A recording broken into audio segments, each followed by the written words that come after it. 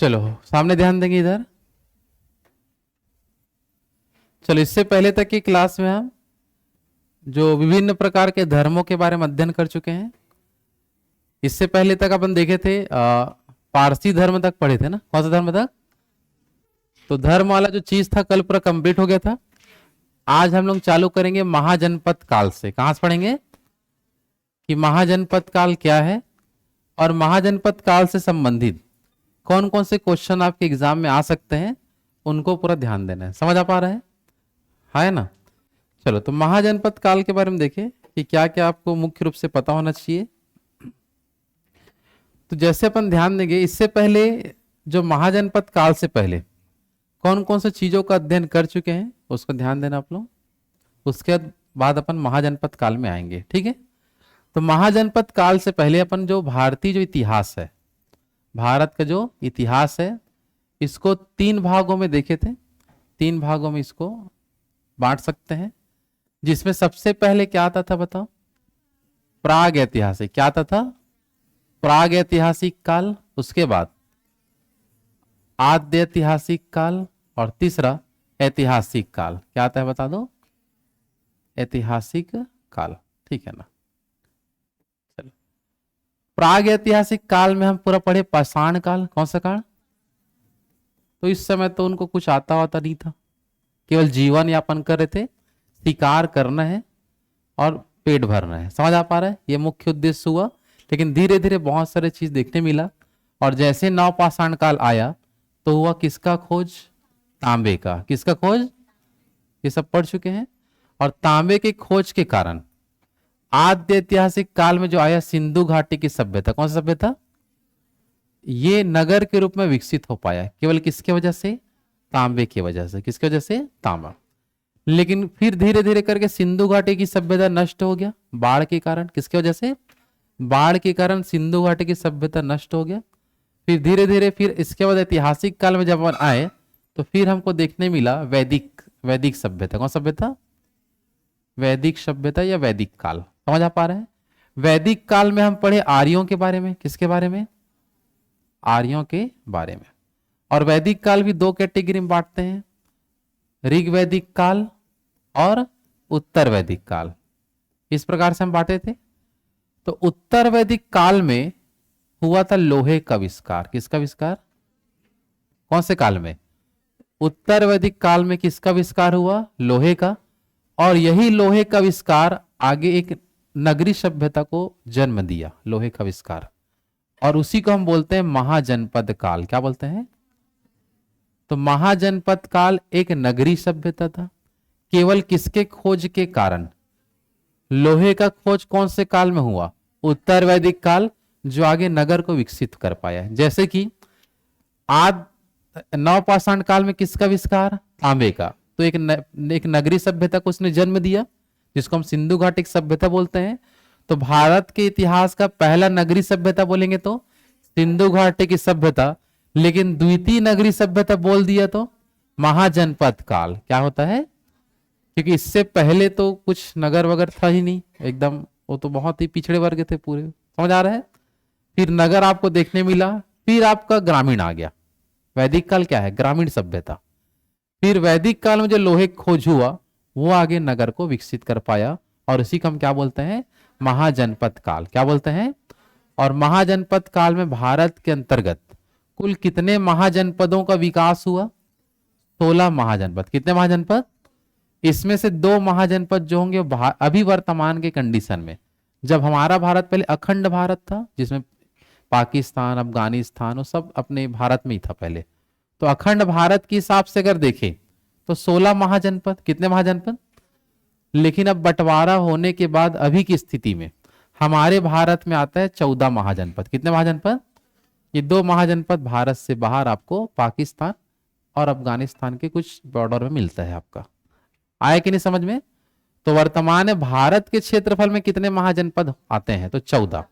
और भारत से बाहर 2 महाजनपद। समझ आ पा रहा है? और कुल मिला के कितने बता दो? तो ये क्वेश्चन बनता है कि भारत में कुल कितने महाजनपद थे, तो अखंड भारत का हम बताते हैं पूरा। तो कितना बोलेंगे? 16 महाजनपद। कितने महाजनपद? 16। तो कंडीशन समझ पा रहे हो यहां तक? नहीं, जल्दी बताओ। तो महाजनपद काल जो है हमारा, वो एक प्रकार का हमारा है नगरी सभ्यता। क्या बता दो, जो किसके खोज के कारण आ पाया, लोहे का खोज। किसका खोज? आपका। और लोहे का खोज कौन से काल में हुआ था? उत्तर वैदिक काल। कौन सा काल? तांबे का खोज नवपाषाण काल। तांबे का खोज नवपाषाण काल में हुआ था। क्लियर है यहां तक सबका? आगे बढ़े। चलो अब हम पढ़ते हैं महाजनपद काल की विशेषताओं की ओर बढ़ते हैं कि इसमें आपको क्या क्या पढ़ना होता है। समझ आ रहा है? तो महाजनपद काल आया 6वीं शताब्दी ईसा पूर्व में। कब आता है बता दो? और 6वीं शताब्दी ईसा पूर्व में ही आपके तो पूरे धर्मों का ही विकास हुआ। जैन धर्म, बौद्ध धर्म, ये सब जो चीज चल रहे थे वो भी लोग भी 6वीं शताब्दी के समय थे। समझ आ पा रहे हैं? तो 6वीं शताब्दी में एक तो नगरों का विकास होना चालू हुआ और धार्मिक रूप से डेवलप होने लगे भारत में। समझ में आ रहा है? तो नगरों के रूप में जो डेवलपमेंट होने लगा, जिसको हम बोलते हैं महाजनपद। क्या बोलते हैं? तो महाजनपद काल चालू कब से होता है? 6वीं शताब्दी ईसा पूर्व, मतलब 600 ईसा पूर्व से चालू करते हैं, जो 340 ईसा पूर्व तक चलेगा। कब तक चलता है? 340 ईसा पूर्व तक महाजनपद काल की अवधि बताया गया है। और ये जो हमारा है द्वितीय नगरीकरण या द्वितीय नगरी सभ्यता, जब भी बोले तो किसमें टिक लगाओगे? महाजनपद काल। और पहली नगरी सभ्यता सिंधु घाटी की सभ्यता। क्लियर है यहां तक सबका? हाँ है ना? महाजनपद काल का टोटल अवधि बताएंगे तो क्या बताओगे? 600 ईसा पूर्व से 340 ईसा पूर्व। ये ईसा मसीह के जन्म के पहले का बात है। 600 ईसा पूर्व मतलब ईसा के जन्म के 600 साल पहले। और समझ आ रहा ना? तो ये घटते घटते ईसा मसीह तक जाएंगे, 0 तक, फिर आगे बढ़ेंगे तो ईसवी आएगा हमारा। तो ईसा पूर्व हमेशा घटते क्रम में जाएगा ना। समझ पा रहे हो? 600 से फिर 600 धीरे धीरे करके कहां तक? 340 तक ये आ पाया। क्लियर तक सबका? महाजनपद काल में जो भाषा देखने मिला वो था प्राकृत भाषा और संस्कृत भाषा। कौन कौन सी? प्राकृत और संस्कृत। संस्कृत तो पहले से चला आ रहा था वैदिक, क्योंकि महाजनपद काल से पहले चला था वैदिक काल। कौन सा काल? और वैदिक काल में सबको क्या ज्यादातर आ गया? संस्कृत। और फिर धीरे से कौन सा सब भाषा आया? प्राकृत भाषा। कौन सी भाषा? तो यहां पर हमें देखने क्या मिला कि महाजनपद काल में दोनों भाषाओं का जानकारी मिलता है कि प्राकृत भाषा भी चलता था और संस्कृत भाषा भी यहां चलता था। क्लियर है सबका? हाँ है ना? और यहां अपन बात करें तो यहाँ का जो शासन प्रणाली ये था कि यहाँ जो भी महाजनपद होते थे वो एक प्रकार का गणराज्य होता था। क्या होता था? या उसी को बोलते थे राज्य तंत्र। क्या बोलते थे? कि जनता द्वारा चयनित व्यक्ति कुछ कुछ क्षेत्रों में बैठते थे। तो अपन ये बोल दिए हैं कि महाजनपद काल क्या था? एक प्रकार का गणराज्य। क्या था बता दो? गणराज्य था, ऐसा भी बताया जाएगा। तो महाजनपद काल करें, पहला क्वेश्चन आएगा, यह द्वितीय क्या है? नगरीकरण। और यह क्या था आपका? गणराज्य। क्या था आपका? क्लियर है तक सबका? हाँ कि नहीं? और इसका डेवलपमेंट क्यों हो पाया? तो केवल किसके प्रयोग के कारण? लोहे का व्यापक प्रयोग किया गया। क्योंकि देख लो, जब भी कोई शहर देखोगे तो लोहे का चीज ही आपको ज्यादा मिलेगा। कोई भी नया नया चीज बनाना है, मशीन बनाना है, फैक्ट्री बनाना है, कुछ भी बड़े बड़े इमारत तैयार करना है, तो सब में क्या यूज होता है? लोहा। तो लोहे का खोज ही सबसे बड़ा आविष्कार माना गया। कौन से काल में? महाजनपद काल का डेवलपमेंट केवल किसके प्रयोग के कारण हुआ? लोहे का प्रयोग किए। तो जो भी ग्रामीण क्षेत्र में लोग थे वो धीरे धीरे नगर की ओर आना चालू किए और महाजनपद काल का विकास हुआ। आया बात समझ में? हाँ है ना? चलो महाजनपद काल के बारे में देखें आगे। तो इसमें देख लो आपको क्या पता होना चाहिए। और तो महाजनपद काल जब चला, स्टार्ट हुआ, तो उस समय छोटे छोटे इकाइयां होती थी। जैसे सबसे छोटा जो क्षेत्र होता था उसको बोलते थे कबीला। क्या बोलते थे? कबीला से थोड़ा बड़ा होता था उसको बोलते थे ग्राम। क्या बोलते थे? ग्राम। समझ आ रहा है? ग्राम से बड़ा क्षेत्र क्या कहलाता था? जन। क्या कहलाता था? और जन से बड़ा क्षेत्र जनपद। क्या कहलाता है? जनपद। और बहुत सारे जनपद मिलते थे तब महाजनपद। तो ये एक इकाई है, यूनिट। जैसे अभी हमारे छत्तीसगढ़ में या किसी भी स्टेट में जाओगे तो पहले क्या मिलेगा? सबसे छोटा अगर ग्राम तरफ है तो क्या मिलता है? ग्राम पंचायत, उसके बाद जनपद और उसके बाद जिला। ये प्रोसेस होता है ना। और शहर की तरफ आएंगे तो नगर पंचायत, उसके बाद नगर पालिका परिषद और उसके बाद नगर निगम परिषद। समझ आ पा रहे हैं, हाँ कि नहीं?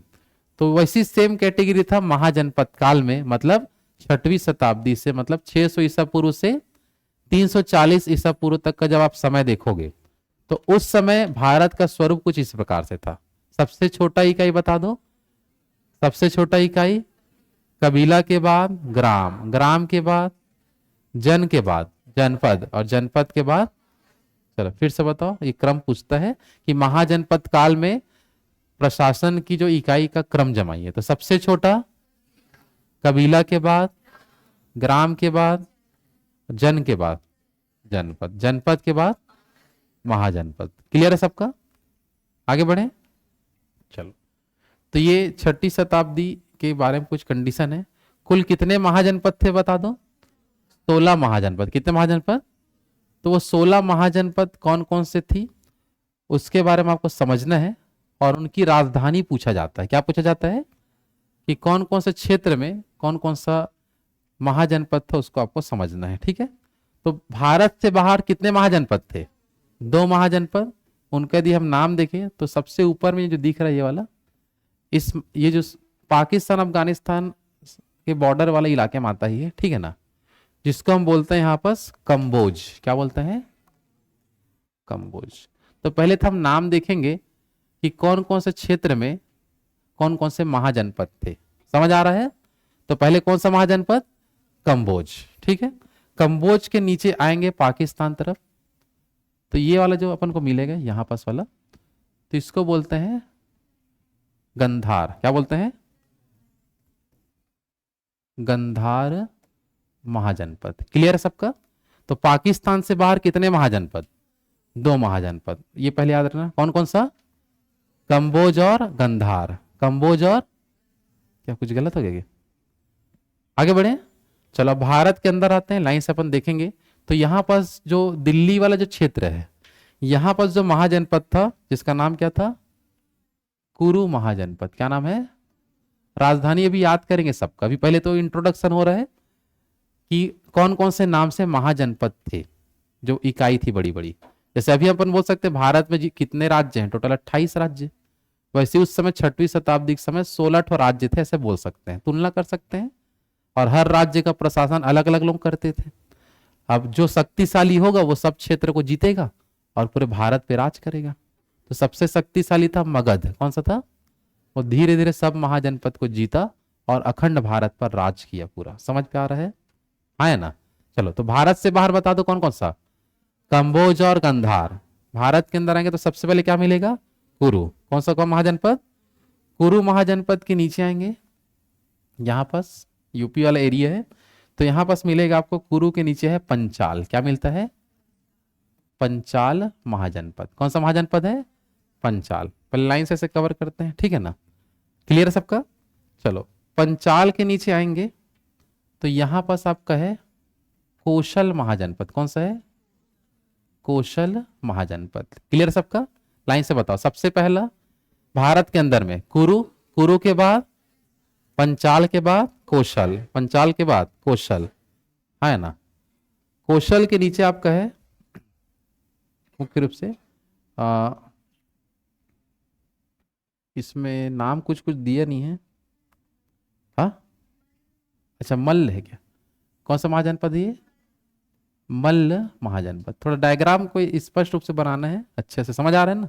लाइन से क्रम में सबसे पहले कुरु, कुरु के नीचे इधर पंचाल, उसके बाद कौशल, कौशल के बाद मल्ल, मल्ल के बाद वज्जी। कौन सा है? यहां पास लिख देते हैं, कौन सा महाजनपद है? वज्जी महाजनपद। कौन सा महाजनपद मिलेगा? वज्जी। ठीक है, हाँ है ना? चलो, वज्जी के नीचे आएंगे तो अंग महाजनपद। कौन सा महाजनपद है? अंग महाजनपद।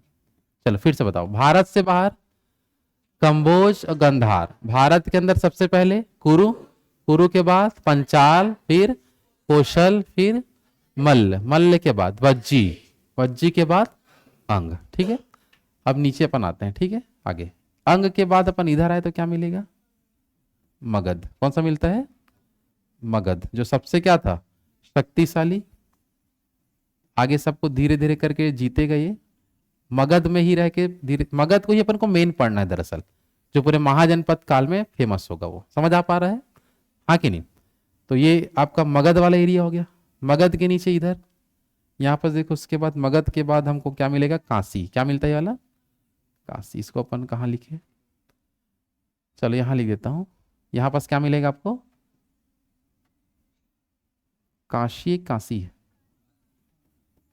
ये वाला। चलो ये हो जाएगा, ठीक है ना? गलत लिखा गया क्या? चलो काशी महाजनपद, कौन सा महाजनपद है? चलो काशी के अलावा देखते हैं यहाँ पर आपका जो एरिया मिलेगा, थोड़ा क्षेत्र आपको अच्छे से बनाना है ना? चलो यहाँ पास जो महाजनपद का नाम है सूरसेन। क्या है बता दो? सूरसेन। कौन सा है? सूरसेन, है ना?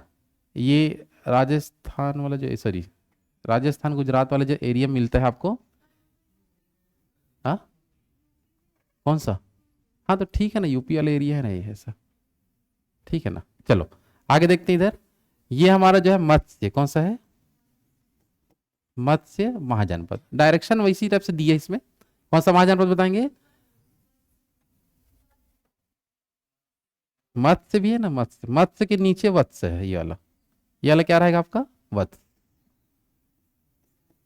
वत्स्य क्या रहेगा आपका? वत्स्य। चलो दक्षिण भारत में कौन सा था बताओ? अस्मक। एकमात्र दक्षिण भारत में कौन सा था? अस्मक। अभी लिख देता हूं, फिर एक साथ याद करेंगे ना। दक्षिण भारत में कौन सा रहेगा? अस्मक। बीच में देख लो कुछ क्षेत्र छूटा हुआ हमारा, तो कौन सा है? ये वाला हमारा क्या होगा? अवंती। चलो अवंती के ऊपर छेदी। कौन सा महाजनपद? छेदी। तो ये देखो गिनो, हो रहा है टोटल 16 हुआ कि नहीं? गिन लो एक बार। चलो फिर से एक बार देखना ध्यान से, बातें ना करें। सबसे ऊपर में देख लो, भारत से बाहर कौन कौन सा? कंबोज। भारत से बाहर कंबोज और गंधार। क्लियर है सबका? ये दिल्ली वाले एरिया में कुरु। कुरु के नीचे पंचाल के बाद कौशल। कौशल के बाद मल्ल। मल्ल के बाद वज्जी। वज्जी के बाद अंग, है ना? अंग के बाद मगध। लाइन से आपको ऐसे ध्यान रखना है। उसके बाद ये वाला हमारा कौन सा रहेगा? काशी। बीच में देखेंगे, बीच में कितना ठो दिख गया? ये दो कहाँ, तीन है क्या? ये तीनों, ठीक है नहीं? क्या क्या है? चेदी, सूरसेन, अवंती। इस तरफ देख लो कौन कौन सा है? जो मरुस्थली क्षेत्र में एकमात्र कौन सा था? मत्स्य। और इधर आपका क्या है? वत्स्य। कौन सा है? वत्स्य। गलत लिखा गया या नहीं है? वो वत्स बस है। क्या आपका? वत्स। और यहां क्या मिलेगा? दक्षिण भारत में एकमात्र अस्मक। क्लियर है तक सबका? तो कुल कितने महाजनपद थे? 16 महाजनपद थे। उनके कुछ इस प्रकार के नाम थे, आपको ध्यान रखना है।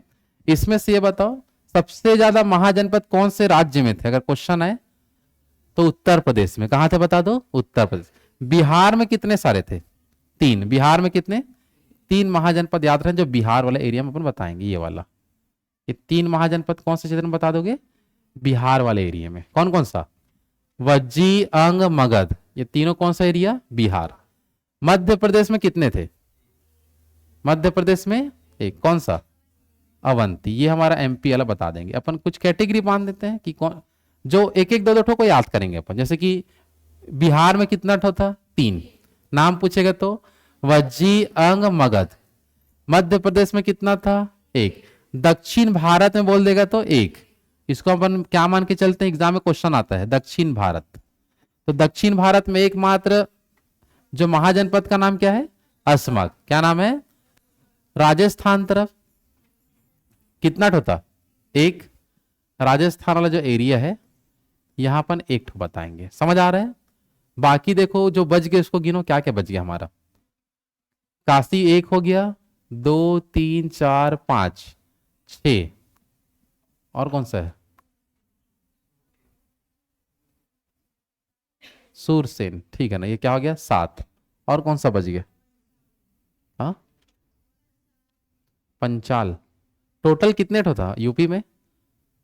वो एग्जैक्ट संख्या भी उतना खास नहीं है, आपको नंबर के हिसाब से आपको कुछ कुछ स्टेट का ज्यादातर पूछ देगा। वत्स भी किस में आ रहा है? वत्स भी यूपी में आ रहा है ना, थोड़ा ऊपर, ठीक है ना। बाकी जो ये हमारा अलग एरिया में आ जाएगा, ये हमारा राजस्थान ले लेंगे, क्या ले लेंगे बता दो, राजस्थान। बाकी देखो जितना बच गया ना वो पूरा यूपी एरिया, कौन सा एरिया बताओगे? यूपी। क्या उस समय अखंड भारत के हिसाब से एकदम नक्शा तो बना नहीं था, तो उसके हिसाब से यूपी वाले एरिया में ज्यादा था, ठीक है ना। कितने ठो बता दो, जितना मैं घेरा किया उससे बाहर जो है वो पूरा यूपी एरिया, और ये अपन का दक्षिण भारत, कौन सा एरिया है? तो जो गोला है वो अलग क्षेत्र है, बाकी जिसमें गोला नहीं है वो यूपी मानोगे, किसे मानोगे अपन? यूपी। और भारत से बाहर कितने हैं बता दो, दो, कौन कौन सा? कंबोज और गंधार को लेके बताएंगे। क्लियर यहां तक सबका? हाँ है ना। अब ये तो हो गया, लेकिन हमें इसका मुख्य रूप से एग्जाम में पूछेगा राजधानी, क्या पूछता है कि हर एक जो महाजनपद है उसकी राजधानी आप बताइए, तो राजधानी के हिसाब से हम देखते हैं क्या क्या आपको देखना है, ठीक है। चलो तो 2 बार करके याद कर लेते हैं, जल्दी से रट लेंगे, वो याद हो जाएगा, ठीक है। चलो कंबोज की राजधानी हाटक, क्या था बता दो? हाटक। कंबोज की राजधानी गंधार का तक्षशिला, तक्षशिला। गंधार की राजधानी क्या था? तक्षशिला। कुरु का इंद्रप्रस्थ, इंद्रप्रस्थ। था कितना था है ना, वही तो, ठीक है ना। इंद्रप्रस्थ। अभी इंद्रप्रस्थ ही किसका नाम है? दिल्ली का अगर पुराना नाम पूछेगा तो क्या था? इंद्रप्रस्थ, ये भी ध्यान रखना। क्लियर है। मत्स्य का विराट नगर, कौन सा था? विराट नगर। चलो सूरसेन की राजधानी मथुरा, सूरसेन की राजधानी क्या था? मथुरा। तो 5-5 करके राजधानी थोड़ा याद करते हैं, ठीक है। चलो फिर से देखो, कंबोज की राजधानी बताओ। कंबोज की राजधानी गंधार का तक्षशिला। कुरु इंद्रप्रस्थ, कुरु का। मत्स्य का विराट नगर, मत्स्य का सूरसेन, सूरसेन। फिर से बोलो, कंबोज का हाटक, कंबोज का। गंधार का तक्षशिला, गंधार का। कुरु, कुरु का इंद्रप्रस्थ। मत्स्य का विराट नगर, मत्स्य का विराट नगर। सूरसेन, सूरसेन मथुरा। चलो बिना देखे कोशिश करो, भले समय लगे, लेकिन आपको राजधानी यदि याद नहीं है तो एक क्वेश्चन आपका मिस होगा अगर महाजनपद से आ गया तो, क्योंकि अधिकांश क्वेश्चन राजधानी से आता है, एक तरफ महाजनपद एक तरफ राजधानी जमाव करके। क्लियर है सबका? हाँ है ना। चलो कंबोज का बताइए। कंबोज का हाटक, गंधार, गंधार तक्षशिला। कुरु, कुरु इंद्रप्रस्थ। मत्स्य, मत्स्य का सूरसेन, सूरसेन मथुरा। क्लियर है तक सबका? है ना। चलो आगे बढ़ते हैं। नेक्स्ट जो हमारा रहेगा जो दिया यहां पर, चलो पंचाल का अहि छत्र, क्या था? अहि, क्या आधा च रहेगा ना, ऐसे टप से क्या देखो, गलत लिखा रहेगा, ठीक है ना, हो जाता है हिंदी में थोड़ा सा, ठीक नहीं। चलो क्या बता दो? अहि छत्र। क्लियर है सबका? मल्ल का कुशीनगर, मल्ल का क्या था? कुशीनगर। थोड़ा देख लेंगे, याद करना है ना। कौशल का श्रावस्ती, कौशल का श्रावस्ती। क्लियर है सबका? कौशल का क्या होगा? श्रावस्ती। वज्जी का वैशाली, वज्जी का वह से आसानी से याद हो जाएगा, वज्जी का वैशाली। अंग का चंपा, अंग का। चलो ये पांचों, पहले इसको बता दो एक बार बिना देखे क्या क्या हम लोग लिखे हैं, ठीक है। चलो बताओ कंबोज का बताओ। कंबोज का गंधार, गंधार तक्षशिला। कुरु, कुरु इंद्रप्रस्थ। मत्स्य, मत्स्य विराट नगर। सूरसेन, सूरसेन पंचाल अहि छत्र, पंचाल। मल्ल कुशीनगर, मल्ल। कौशल श्रावस्ती, कौशल। वज्जी वैशाली, वज्जी। अंग चंपा, अंग। चलो एक बार कोशिश करो बिना देखे बताने का। चलो ध्यान देंगे। पंचाल बताओ। पंचाल अहि छत्र। मल्ल, मल्ल कुशीनगर। कौशल, कौशल श्रावस्ती। वज्जी, वज्जी वैशाली। अंग, अंग चंपा। चलो शुरू से, कंबोज, कंबोज, गंधार, गंधार, कुरु, कुरु, मत्स्य, मत्स्य, सूरसेन, सूरसेन, पंचाल, पंचाल, मल्ल, मल्ल, कोसल, कोसल, वज्जी, वज्जी, अंग, अंग का चंपा। क्लियर है सबका यहां तक? अंग का क्या आएगा? चंपा। चलो लास्ट एक राउंड बस और याद करेंगे फिर हो जाएगा। क्लियर है सबका यहां तक? है ना? चलो काशी का बताओ। वाराणसी, वाराणसी। काशी की राजधानी क्या था? मगध। गिरिब्रज ऐसे है, या इसी क्या बोलेंगे? राजगिरी। गिरिब्रज, राजगिरी। गिरिब्रज क्या है? राजगिरी, है ना? चलो वत्स का कौशाम्बी, वत्स का कौशाम्बी, कौशाम्बी। ठीक है। वत्स का क्या था? अवंती का उज्जैनी, उज्जैनी। दरअसल अवंती दो क्षेत्र में बटा था, उत्तरी अवंती, दक्षिणी अवंती करके था। तो उत्तरी अवंती की राजधानी उज्जैनी था और दक्षिणी अवंती की राजधानी था महिष्मती। क्या था? माहिष्मती। लिख देता हूं, माहिष्मती साम्राज्य सुने हो? बाहुबली। ठीक। वो इसी अवंती क्षेत्र का ही वो था फिल्म। समझ में आ रहा है ना? तो अवंती दो भाग में बटा था। कितने भाग में? दो भाग, उत्तर अवंती और दक्षिणी अवंती। उत्तर अवंती की राजधानी और दक्षिणी का माहिष्मती। समझ आ रहा है? तो माहिष्मती जो था, दोनों में से कुछ भी दे सकता है एग्जाम में। क्लियर सबका? तो दोनों याद रखना। चेदी महाजनपद का शक्तिमती, शक्तिमती। क्लियर सबका? चेदी महाजनपद का अस्मक का पाटन, क्या रहता है? पाटन दुर्ग वाला नहीं है, ठीक है ना? पाटन या पोटली पाटन भी लिखे रहता है उसमें, तो उसमें कंफ्यूजन नहीं होना है। क्लियर सबको यहां तक? चलो बताओ यहां से। काशी का बताओ। काशी का वाराणसी, मगध गिरिब्रज राजगिरी, मगध का गिरिब्रज राजगिरी, वत्स का, वत्स का कौशाम्बी, अवंती उज्जैनी महेशमती, अवंती का उज्जैनी महिष्मती, चेदी का शक्तिमती, चेदी का अस्मक पाटन, अस्मक का फिर से बोलो काशी, काशी, मगध गिरिब्रज राजगिरी, मगध, वत्स कौशाम्बी, वत्स अवंती, अवंती उज्जैनी महिष्मती, चेदी का, चेदी का शक्तिमती, अस्मक का पाटन, अस्मक का। और अस्मक जो है दक्षिण भारत का एकमात्र है, याद रखना है। चलो बिना देखे बताओ। चलो काशी का बताओ। मगध का गिरिब्रज राजगिरी, वत्स का कौशाम्बी, वत्स का अवंती, अवंती का उज्जैनी महेशमती, चेदी का, चेदी का शक्तिमती, अस्मक, अस्मक का पाटन। चलो एक बार रिवाइज करते हैं शुरू से, फिर आगे बढ़ेंगे। देखो बार बार इसको रिवाइज करना, क्वेश्चन मिलेगा राजधानियों से, ठीक है? चलो बताइए।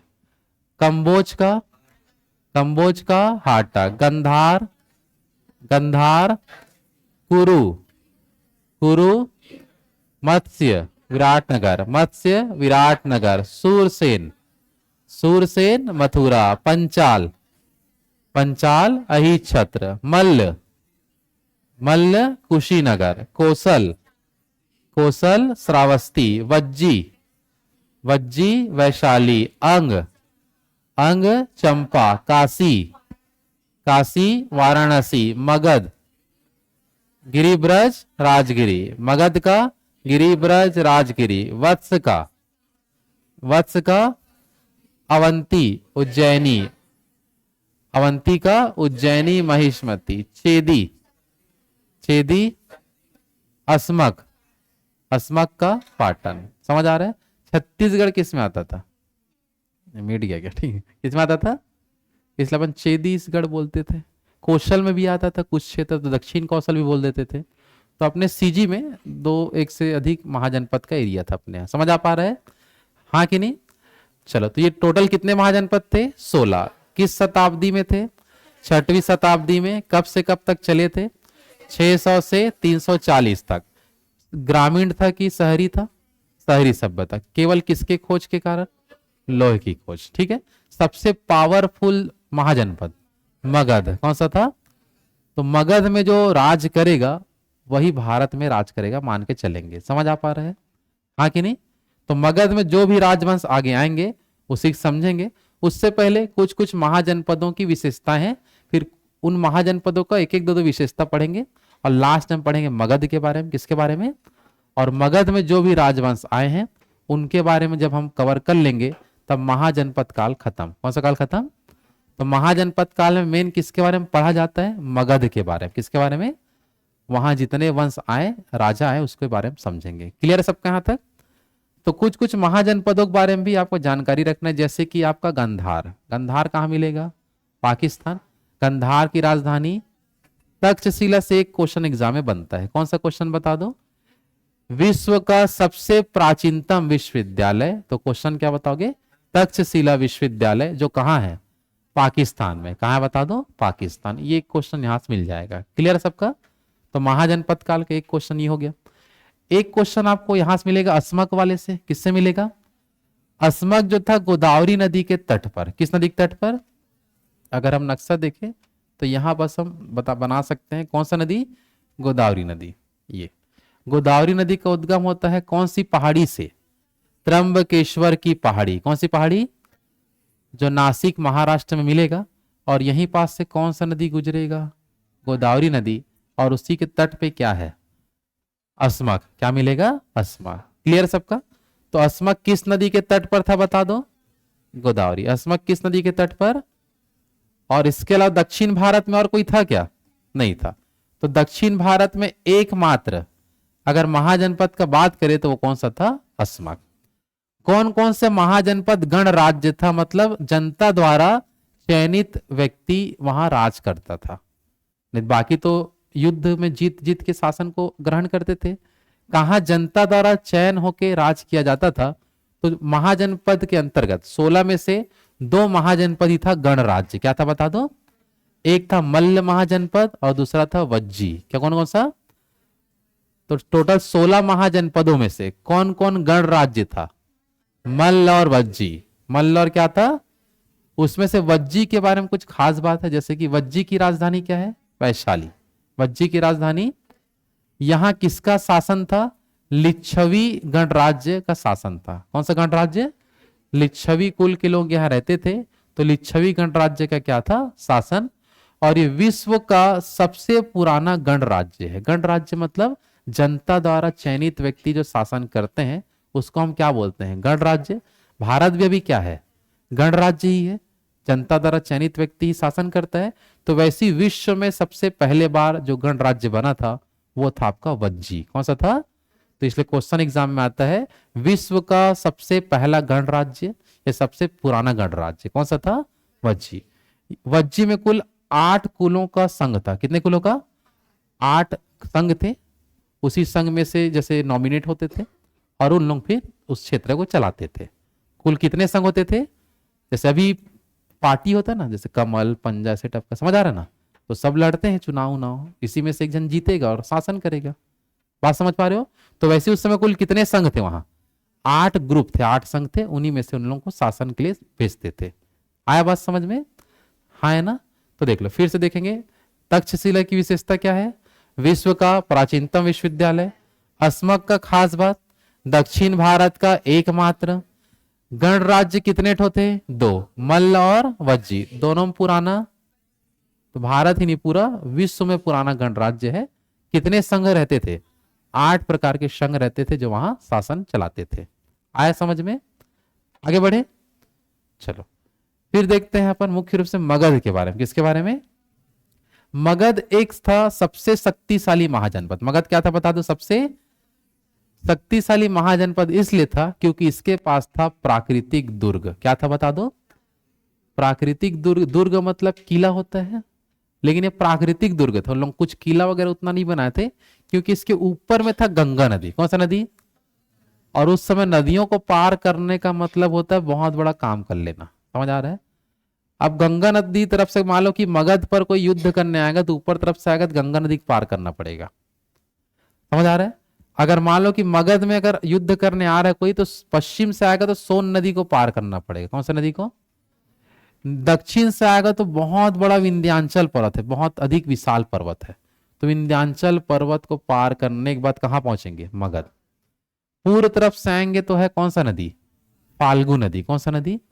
तो तीन तरफ नदियों से घिरा है, इधर से पूरा नदियों से घिर गए, पूरा नदी से घिरा है, एक तरफ पहाड़ है, एक तरफ पूरा क्या है, तो बीच में है मगध। बीच में क्या है? और यहीं लोग सेना खड़े कर देंगे, कोई भी आएगा दूर से अपन देख सकते हैं। समझ आ रहा है ना? तो एक प्राकृतिक दुर्ग किनके पास था? मगध वाले के पास, इसलिए वो शक्तिशाली बन पाया।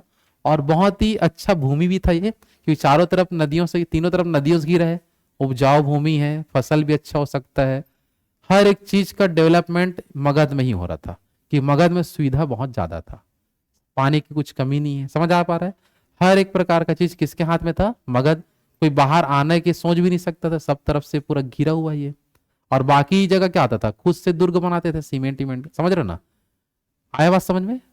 लेकिन इसके पास प्राकृतिक दुर्ग था, इसलिए सबसे शक्तिशाली महाजनपद क्या बताओगे? मगध के बताएंगे। तो फिर तो ये तो महाजनपदों का कुछ कुछ जानकारी बस देख रहे हैं, बाकी डिटेल से आगे हम पढ़ेंगे मगध के बारे में। समझ आ पा रहा है? हाँ कि नहीं?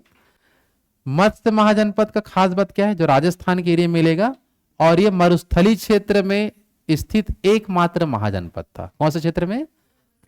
और दक्षिण भारत का एकमात्र, बताओ? अस्मक। दक्षिण भारत का एकमात्र, मरुस्थली क्षेत्र में एकमात्र मत्स्य। समझ आ रहा है? और कौशल की राजधानी क्या था? श्रावस्ती। जहां बुद्ध द्वारा सबसे ज्यादा उपदेश कहां दिया गया? श्रावस्ती में। ये क्वेश्चन आता है श्रावस्ती से, कि गौतम बुद्ध अपने जीवन काल में सबसे ज्यादा उपदेश कहां दिए थे? श्रावस्ती में। कौशल देश की राजधानी बोलते थे। क्या बोलते थे? कौशल देश की राजधानी क्या था आपका? श्रावस्ती। आया समझ में? सबसे शक्तिशाली, मरुस्थल क्षेत्र में एकमात्र, मत्स्य। कौशल देश की राजधानी श्रावस्ती में। कौन ज्यादा उपदेश दिया है? गौतम बुद्ध। कौन दिया है? कुछ जैसे मल्ल के बारे में खास है कि मल्ल की राजधानी क्या था? कुशीनगर में ही गौतम बुद्ध को महापरिनिर्वाण, महापरिनिर्वाण मतलब मृत्यु उनका हुआ था। समझ आ पा रहा है? निर्वाण प्राप्ति। क्लियर है सबका? तो गौतम बुद्ध की मृत्यु कहां हुआ था? कुशीनगर। किसकी राजधानी? मल्ल। एक है आपका अवंती। कौन सा महाजनपद? अवंती महाजनपद का एक राजा था जिसका नाम है चंद्र प्रघोत। क्या नाम था? ये था बुद्ध के समकालीन। किसके समकालीन? तो ये क्वेश्चन आता है, चंद्र प्रघोत कहां का राजा था? अवंती महाजनपद का राजा था, जो किसके समकालीन था? बुद्ध के क्या था? समकालीन था। वैसे क्वेश्चन इसी के नाम से ज्यादा आता है, इसलिए लिख दिया अपन। समझ आ रहा है? अंग महाजनपद की चर्चा किया गया है अथर्ववेद में। कौन से वेद में? तो अथर्ववेद में जो चर्चा है कौन से महाजनपद का? अंग। बाकी जो महाजनपद की जो चर्चा है वो बौद्ध ग्रंथ अंगुत्तर निकाय है ना, और जैन ग्रंथ भगवती सूत्र, इसमें सब महाजनपद की चर्चा है। समझ आ रहा है? लेकिन अथर्ववेद में किस महाजनपद की चर्चा है? अंग महाजनपद। समझ आ पा रहा है ना? और सबसे शक्तिशाली देख चुके हैं कौन सा था? मगध। तो मगध में जो राज करेगा वही देश में शासन करेगा, है ना? तो मगध के अंतर्गत धीरे धीरे करके नए नए वंश आते गए, एक दूसरे की हत्या कर करके वहां शासन चलाते गए। तो टोटल यहां आए 7 राजवंश। कितने राजवंश? जो पूरे देश में क्या करेगा? शासन। धीरे धीरे करके क्षेत्र को जीतते जाते थे अपने अपने समय में। तो 7 राजवंशों ने राज किया था। कहां बता दो? मगध में। और वही पूरा अखंड भारत में क्या करेगा? राज। यहां तक क्लियर है सबका? हाँ ना? जल्दी बताओ। तो सबसे शक्तिशाली महाजनपद मगध में कुल कितने वंशों ने राज किया? 7। कितने वंशों ने? अब ये 7 राजवंश है कौन सा, उसको याद करते हैं। जो क्रम से आपको याद रखना है, जो मगध में शासन किए थे। तो इसका एक ट्रिक है कि मगध में शासन करने वाले 7 जो राजवंश हुए उनका नाम का ट्रिक है हसीना मशूक सा। कैसे याद करेंगे? फिर से बोलो, हसीना मशूक सा।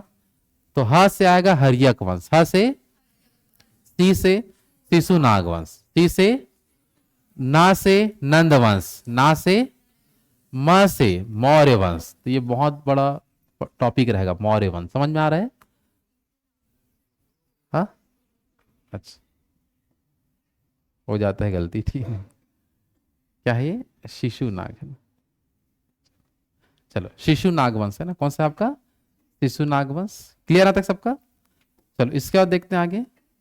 चलो फिर से बताओ, ह से बताओ क्या आएगा?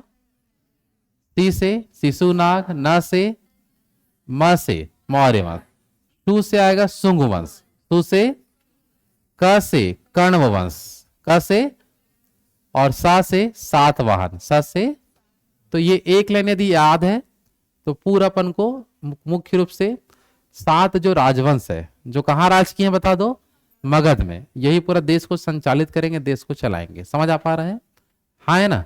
तो चलो ट्रिक बताओ फिर से, क्या है बताओ? हसीना मसूकसा। चलो एक बार नामों को रिवाइज कर लेते हैं ताकि आपको थोड़ा याद हो जाए। चलो बताइए, ह से क्या आएगा बताओ? ह से हरिया कौन, सी से न से, न से नंदवंश, म से टू से, टू से क से कण्ववंश, क से और सा से क्या आएगा? सातवाहन। क्लियर सबका? तो मगध में राज करने वाला पहला राजवंश करके बहुत बार पूछा गया है, तो किसमें टिक लगाओगे? हर्यक वंश। कौन कौन राज किया था? तो हर्यक वंश ने पूरा क्या किया था? शासन। क्लियर सबका? तो कल हम चालू करेंगे हर्यक वंश से। कहां से पढ़ेंगे? हर्यक वंश से पूरा स्टार्ट करेंगे कि हर्यक वंश के बारे में कि क्या क्या आपको समझना है, क्या क्या आपको पढ़ना है, पूरा हर्यक वंश से कल स्टार्ट करेंगे। क्लियर है सबके यहाँ तक? हाँ है ना? चलो, तो आज जो अपन जो चीज पढ़े हैं उसमें सबसे इंपॉर्टेंट जो चीज था वो था महाजनपद और उनकी राजधानी। क्लियर है सबका? तो एक बार इसको बता दो, बाकी फिर आगे हम कहां से पढ़ेंगे? कल हर्यक वंश से पढ़ेंगे। टोटल कितने वंश पढ़ना है? 7 वंश पढ़ेंगे, फिर महाजनपद काल खत्म। क्लियर है सबका? चलो, कंबोज की राजधानी बताओ।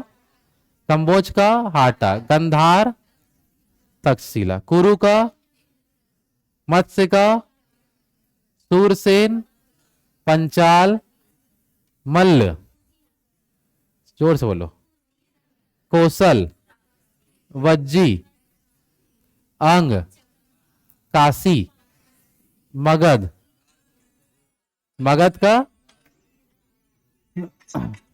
चलो वत्स का कौशाम्बी, अवंती, उज्जैनी, माहिष्मती, चेदी, शक्तिमती और अस्मक का पाटन। क्लियर सबका?